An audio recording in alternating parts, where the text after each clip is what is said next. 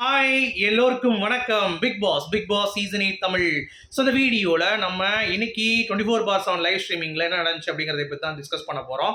So வீடியோக்குள்ளே போகிறதுக்கு முன்னாடி சேனலுக்கு புதுசாக இருந்தீங்கன்னா கண்டிப்பாக சப்ஸ்கிரைப் பண்ணிக்கோங்க. வீடியோ மறக்காமல் ஒரு லைக் பண்ணிக்கோங்க. இப்போ நம்ம வீடியோக்குள்ளே போகலாம்.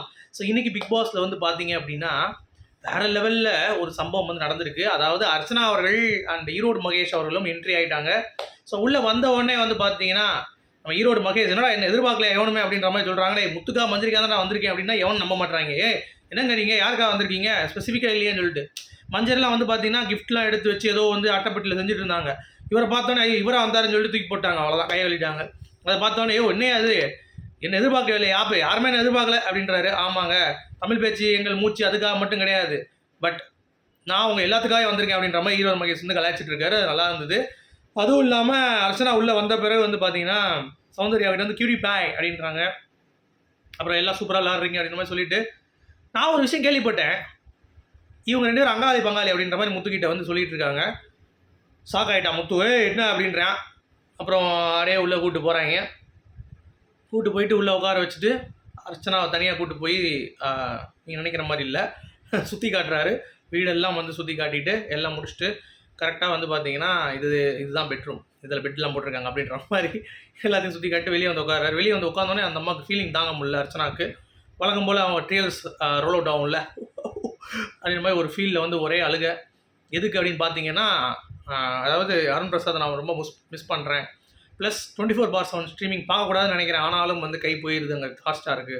அவனை பார்த்துட்டு தான் இருக்கேன், நான் ரொம்ப லவ் பண்ணுறேன் அப்படின்ற மாதிரி சொல்கிறாங்க. சரி ரொம்ப அளவு கணத்தோட அப்படின்ற மாதிரி சொல்லிட்டு உள்ளே போகிறாங்க. உள்ளே போனால் நம்ம மகேஷ் எல்லாரும் வந்து உட்காந்துட்டு இருக்காங்க. அப்போ வந்து இந்த முரண்பாடு செஷன் இருக்குல்ல, உள்ளே வரும்போதே வந்து சொல்லிட்டாங்க இந்த சீசன் வந்து லெஸ் டாக்ஸிக் அர்ச்சனா, இது வந்து கார்டியலாக இருக்குது அப்படின்றாங்க. உடனே முத்துக்குமரன் ஒரு பதிலடி கொடுக்குறான் அர்ச்சனாவுக்கு. சரியான அடி. என்ன அப்படின்னா கார்டியல்னா என்னதுங்க, இதய சிகிச்சையா அப்படின்றான். இதய சிகிச்சை இல்லைங்க, அது கார்டியாக், இது வந்து கார்டியல் அப்படின்றாங்க. என்னடா உங்களை நாங்கள் எந்த லெவலுக்கு சண்டை போடணும்னு நினச்சிட்டு இருந்தா நீங்கள் என்னடா கார்டியாக்குன்றீங்க ரஸ்கல். இதுக்கு தான் வீடு பற்றி எரியும். ஃப்ரைடே லைவ் ஸ்ட்ரீம் வந்து பார்த்தீங்கன்னா அனல் பறக்கும் தெரிக்கும் அப்படி இப்படின்னாங்க. ஒரு வெங்காயம் ஆகலை கடைசி. நமத்து போன பட்டாசு மாதிரி இருக்குது அப்படிங்கிறது தான். இன்னொரு பக்கம் வந்து பார்த்தீங்கன்னா ஈரோடு மகேஷ் கலாய்ச்சிட்டு இருக்காரு அர்ச்சனாவை. என்னம்மா நீ வெக்க மட்டும் படாதம்மா, ஈன்ற அதெல்லாம் பண்ணாதம்மா அப்படின்றாரு.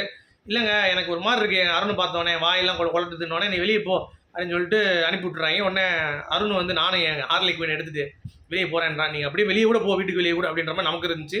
ஸோ ஹார்லிக் வீன் எடுத்துகிட்டு வெளியே போயிட்டாங்க. அங்கே வந்து பார்த்தீங்கன்னா ஃபுல் டிஸ்கஷன் போயிட்டுருக்கு அப்படிங்கிறது பார்க்க முடியுது. அதாவது பர்த்டேலாம் வந்து பார்த்தீங்கன்னா அருண் பர்த்டே யாருமே எதிர்பார்க்கலையாம், யாருக்குமே தெரியாதான். சர்ப்ரைஸ் பண்ணிட்டாங்களே. ஏன்டா கண்டஸ்டன்ஸை சர்ப்ரைஸ் பண்ண சொல்லுது இவங்க குரூப் தான். இவங்க வந்து பார்த்தீங்கன்னா யாருமே தெரிலன்னு சொல்லி உருட்டுறது. அது எப்படா அது அருணுக்கு மட்டும் பர்த்டே. அதுக்கு முன்னாடி தர்சிகா பர்த்டே வந்துச்சு, எல்லா பர்த்டே உள்ள 2-3 பர்த்டே ராணா பர்த்டே வந்துச்சு, அங்கெல்லாம் சர்ப்ரைஸ் பண்ணல. இதுக்கு மட்டும் சர்ப்ரைஸ் எல்லா கண்டஸ்டன்ஸ் சேர்ந்து அருணுக்கு பண்ணணும் அப்படிதான் பண்ணுறாங்களாகும். எப்பா ஷாமே டே உலக நடிப்புடா அப்படின்ற மாதிரி தான் இருந்துச்சு. அதுக்கடுத்து அவர் வெளியே கூப்பிட்டு போய் உட்கார வச்சு பேசிகிட்டு இருக்காங்க. அந்த மாதிரி நல்லா விளையாடுற, இன்னும் கொஞ்சம் செல்ஃப் டவுட் படாத, நல்லா ப்ளே பண்ணுற, உன்னுடைய கேப்டன்சிலாம் பார்த்தேன் ரொம்ப அற்புதமாக இருந்தது, நல்லா பண்ணேன் அப்படின்ற மாதிரிலாம் வந்து பேசிகிட்டு இருந்தாங்க.